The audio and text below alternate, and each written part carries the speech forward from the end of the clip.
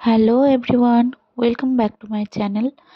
আজকে আমার 15 days weight loss চ্যালেঞ্জের 7th ডে।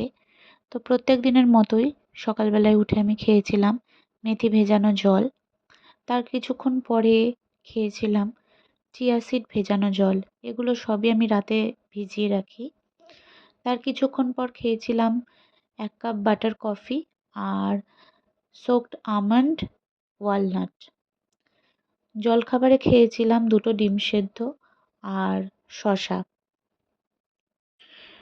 মিড স্ন্যাক্সে নিয়েছিলাম একটা গোটা কমলা লেবু।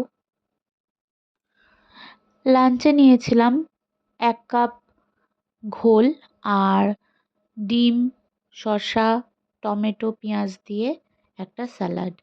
সন্ধেবেলায় খেয়েছিলাম 1 কাপ ব্ল্যাক কফি এবং রোস্টেড বাদাম।